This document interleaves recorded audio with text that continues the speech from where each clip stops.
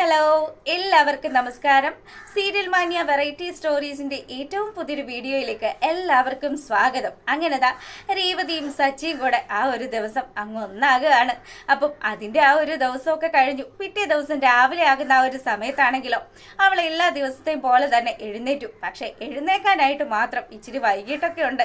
അങ്ങനെ എഴുന്നേറ്റ് ആ കട്ടിൽ നിന്നും എഴുന്നേറ്റ് പുള്ളിക്കാരി കുളിക്കാനായിട്ട് പോകാൻ തുടങ്ങുമ്പം അവളുടെ സാരി എന്തോ പറ്റിയിട്ട് സാരി ആരോ പിടിച്ച് വലിക്കുന്നത് പോലെ തോന്നുക. അപ്പം വിട്, എനിക്ക് കുളിക്കാൻ പോകണമെന്നും പറഞ്ഞ് അവൾ സച്ചിയോട് ഇങ്ങനെ സംസാരിക്കുമ്പോഴത്തേക്കിനും പ്രത്യേകിച്ച് ഇപ്പുറത്തെ സൈഡിൽ നിന്ന് ഒരു റെസ്പോൺസും ഇല്ല. അങ്ങനെ അവൾ തിരിഞ്ഞു നോക്കുമ്പോൾ കാണുന്ന കാഴ്ചയെന്ന് പറഞ്ഞാൽ സച്ചിയല്ല ആ സാരി പിടിച്ച് വലിച്ചിരിക്കുന്നത്. അവിടെ ആ കട്ടിലിൻ്റെ കാലിൽ ഇങ്ങനെ സാരി ഉടക്കിയതായിരുന്നു. അങ്ങനെ അവിടെ നിന്നും ആ ഒരു സാരിയൊക്കെ പതുക്കെ വിടിയിച്ച് ആ ചേട്ടി പോയി കുളിച്ചു. കുളിയൊക്കെ കഴിഞ്ഞ് വന്നിട്ടും ഒരു പ്രത്യേക ഒരു സന്തോഷവും ഒരു ചിരിയൊക്കെ നമ്മുടെ രേവതിയുടെ മുഖത്തുണ്ട്.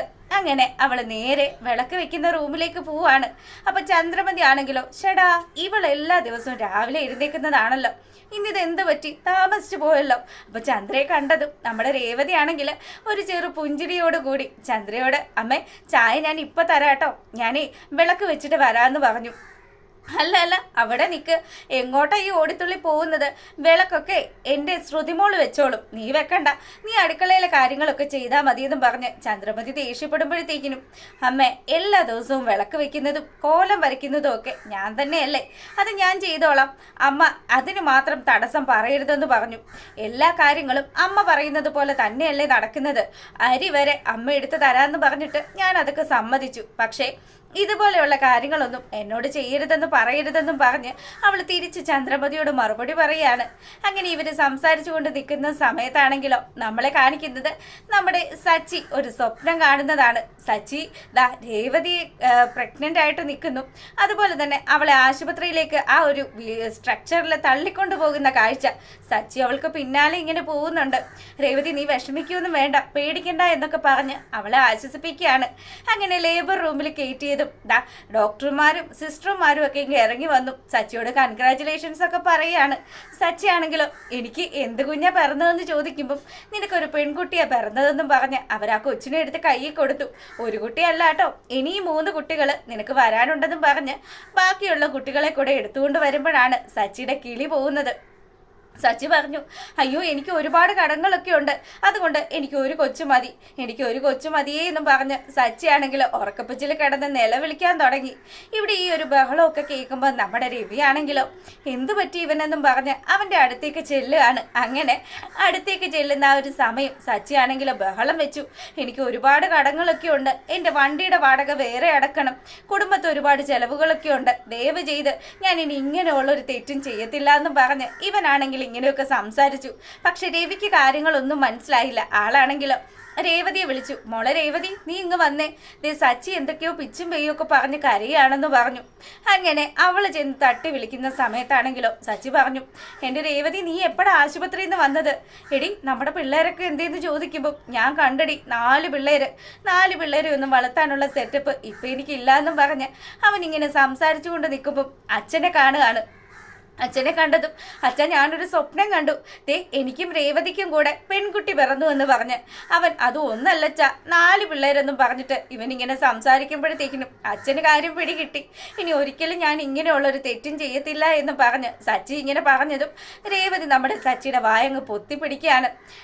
വെളുപ്പാങ്കാലത്ത് കാണുന്ന സ്വപ്നമൊക്കെ നല്ലതാ മോനെ, നല്ല സ്വപ്നം തന്നെയാണ് നീ കണ്ടത്, എൻ്റെ അച്ഛ എന്ന് വെച്ച് 4 പിള്ളേരൊന്നും എനിക്ക് വേണ്ടാന്നൊക്കെ പറഞ്ഞ് സച്ചി ഇങ്ങനെ അവിടുന്ന് എഴുന്നേക്കുകയാണ്. രവിക്ക് കാര്യം പിടികിട്ടിയത് കൊണ്ട് തന്നെ ആശാൻ അവിടുന്ന് പോയി. പിന്നീടാണെങ്കിലോ നമ്മുടെ രേവതി ചന്ദ്രമതി പറഞ്ഞതനുസരിച്ച് കാപ്പി തിളപ്പിക്കാൻ പോവുകയാണ്.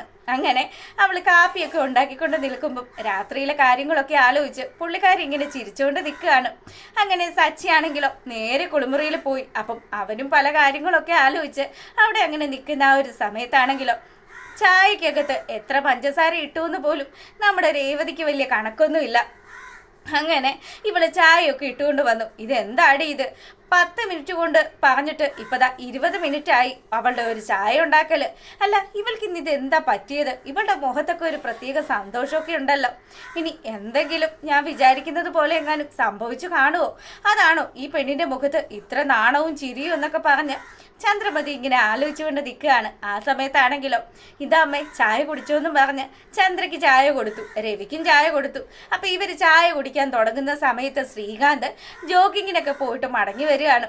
അവൻ പറഞ്ഞു, ഏട്ടത്തി എനിക്കൊരു കപ്പ് കാപ്പി ഇങ്ങ് എടുത്തേന്ന് പറഞ്ഞു. അങ്ങനെ അവനും ഒരു കപ്പ് കാപ്പി കൊടുത്തു. ചായ എടുത്ത് വായിലേക്ക് വെക്കുന്ന സമയം ചന്ദ്രമതി ആണെങ്കിലോ ഇതെന്താടി ഇത്, തേനോ? നീ ഇത് എത്രമാത്രം മധുരം ഇതിൽ വാരി ഇട്ടിരിക്കുന്നത്? ദേ ഞങ്ങളെയൊക്കെ അസുഖക്കാരാക്കാനാണോ നിന്റെ പ്ലാനെന്നും ചോദിച്ചു ചന്ദ്രമതി ദേഷ്യപ്പെടുമ്പോഴത്തേക്കിനും അമ്മേ ഞാൻ മധുരമൊക്കെ പാകത്തിനാണല്ലോ ഇട്ടിരിക്കുന്നത്. അങ്ങനെ എന്ത് പറഞ്ഞാലും ഇളിച്ചുകൊണ്ട് നിന്നോളൂ എന്നും പറഞ്ഞ് ചന്ദ്രമതി ആണെങ്കിലും രേവതി എങ്ങനെ ശകാരിക്കുമ്പോഴത്തേക്കിനും രവി പറഞ്ഞു, ഞാനൊന്ന് നോക്കട്ടെ ചായക്ക് എത്ര മധുരം ഉണ്ടെന്ന്. അപ്പം രവിക്ക് കുടിച്ചു നോക്കിയപ്പോൾ കാര്യം പിടികിട്ടി, ചായക്ക് നല്ലതുപോലെ തന്നെ മധുരമൊക്കെ ഉണ്ട്. അങ്ങനെ രവി ആണെങ്കിലോ നമ്മുടെ ശ്രീകാന്ത് കുടിച്ചു അത് നോക്കി അങ്ങനെ നിൽക്കുകയാണ്. ശ്രീകാന്ത് പറഞ്ഞു, ചേച്ചി ഇതിന് നല്ല മധുരം എന്ന് പറയാൻ വന്നതും നമ്മുടെ രവി ശ്രീകാന്തിനിട്ടൊരു തട്ട് തട്ടിയിട്ട് ഒന്ന് കണ്ണിറക്കി കാണിച്ചു. അപ്പം അവന് മനസ്സിലായി, അമ്മ ഇത് മധുരമൊക്കെ പാകമാണല്ലോ ഏട്ടത്തി, ചായ സൂപ്പറായിട്ടുണ്ട്. അങ്ങനെ അനുജനും അതുപോലെ തന്നെ അമ്മായിയപ്പനും കൂടെ നമ്മുടെ രേവതിയെ സപ്പോർട്ട് ചെയ്ത് സംസാരിച്ചു. അപ്പൊ ചന്ദ്രമതി പറയുന്നുണ്ട്, എന്നാ എനിക്ക് മാത്രം എന്താ ഇവള് മധുരം കൂട്ടിയിട്ടതായിരിക്കുമോ? അങ്ങനെ ഇവര് വർത്തമാനം പറഞ്ഞുകൊണ്ട് നിൽക്കുമ്പോഴാണെങ്കിലും നമ്മുടെ രവി പറഞ്ഞു, നിനക്ക് മാത്രമായിട്ടൊന്നും മധുരമൊന്നും കൂട്ടിയിട്ടില്ല, എനിക്ക് തോന്നുന്നത് നിനക്ക് ആ അസുഖം പിടിപെട്ടെന്ന് തന്നെയാണ്. എനിക്ക് അസുഖോ? എന്തസുഖം? ദേ അമ്മയ്ക്ക് ഷുഗർ പിടിച്ചെന്നാ എനിക്കും തോന്നുന്നത്. ഇത് ചായക്കൊക്കെ നല്ല ടേസ്റ്റ് ഉണ്ട് ഏട്ടത്തി, എന്തായാലും നന്നായിട്ട് തന്നെ ചെയ്തിട്ടുണ്ട്. എനിക്ക് അങ്ങനെയൊന്നും അല്ല തോന്നുന്നത്, ഇനി എനിക്കെങ്ങാനും ആ അസുഖമായിരിക്കുമോ എന്ന് പറഞ്ഞ് ചന്ദ്രമതി ഇങ്ങനെ ആലോചിച്ച് നിൽക്കുകയാണ്. ആ ഒരു സമയത്താണെങ്കിലോ നമ്മളെ കാണിക്കുന്നത് സച്ചിത ജോലിക്ക് പോകാനൊക്കെ ഉള്ളൊരു കാര്യങ്ങളൊക്കെ ചെയ്ത് അവൻ റെഡിയായി വരുന്നതാ. അപ്പം അവൻ കുളിയൊക്കെ കഴിഞ്ഞ് ഇറങ്ങുന്ന സമയത്ത് നമ്മുടെ രേവതി ആണെങ്കിൽ അവന് വേണ്ടിയിട്ട് സ്പെഷ്യലായിട്ട് ഒരു പാൻറ്റും അതുപോലെ തന്നെ ഒരു ഷർട്ടും ഒക്കെ എടുത്ത് വെച്ചിട്ടുണ്ട്. ഇതൊക്കെ ഇട്ടിട്ട് വേണം ഇന്ന് കാർ ഓടിക്കാൻ പോകാനെന്നും പറഞ്ഞ് അവൾ നിർബന്ധിച്ച് നമ്മുടെ സച്ചിയെ കൊണ്ട് ഒരു ഓഫീസ് ലുക്കിൽ, ഒരു എക്സിക്യൂട്ടീവ് ലുക്കിൽ അവനെ അങ്ങ് മാറ്റിയെടുക്കുകയാണ്.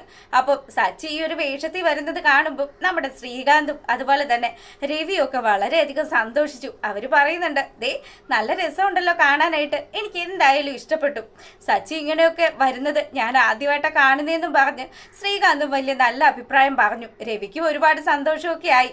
അങ്ങനെ നമ്മുടെ ചന്ദ്രമതി പറയുന്നുണ്ട്, ഓ ഇതിപ്പോ എന്താണപ്പാ ഇത്ര വലിയ കാര്യം, ഇവൻ ഇങ്ങനെയൊക്കെ വൃത്തിക്ക് നടക്കാനൊക്കെ അറിയാവോ എന്ന് ചോദിച്ചു. അതെ രേവതി, ഇവരോടൊന്നും സംസാരിക്കാൻ എനിക്ക് നേരെയില്ല, എനിക്ക് അത്യാവശ്യമായിട്ട് ഒരു സവാരിക്ക് പോകാനുണ്ടെന്നും പറഞ്ഞ് സച്ചി ഇറങ്ങാൻ തുടങ്ങുമ്പോഴത്തേക്കിനും അങ്ങനെ അങ്ങ് പോയാൽ പറ്റത്തില്ല, ദേ നിങ്ങൾക്ക് വേണ്ടി ഞാൻ പൂരിയും അതുപോലെ തന്നെ കിഴങ്ങ് കറിയും ഉണ്ടാക്കിയിട്ടുണ്ടെന്ന് പറഞ്ഞു. ഇത് അവൾ ഒരു പ്ലേറ്റിനകത്താക്കി അത് നമ്മുടെ സച്ചിയുടെ വായിലേക്ക് വാരി കൊടുക്കുന്നത് കാണുമ്പോൾ ചന്ദ്രമതിയുടെ കിളി പറന്നു. ഇത് എന്താ ഇപ്പൊ ഈ സംഭവിക്കുന്നത്? രേവതിയുടെ ഈ ഒരു നാണവും അതുപോലെ സച്ചി ഇങ്ങനെ നന്നാകുന്നതും ഒക്കെ കണ്ടു കഴിഞ്ഞപ്പം ചന്ദ്രമതിക്ക് എന്തൊക്കെയോ സംശയങ്ങൾ.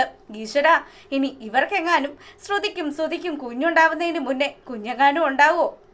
അങ്ങനെയാണെങ്കിൽ അച്ഛമ്മയുടെ സ്വത്തുക്കൾ മുഴുവനും സച്ചിയുടെ കൊച്ചിന് ചെന്ന് ചേരുവല്ലോ എന്ന് ആലോചിച്ച് ചന്ദ്രമതി വണ്ടറടിച്ച് നിൽക്കുന്നത് കാണിച്ചുകൊണ്ടാണ് നമ്മുടെ ആ ഒരു എപ്പിസോഡ് വൈൻഡപ്പ് ആകുന്നത്. നിങ്ങൾക്ക് ഇഷ്ടപ്പെട്ടാൽ ലൈക്ക് ചെയ്യാനും കമൻറ്റ് ചെയ്യാനും മറക്കരുത് കേട്ടോ.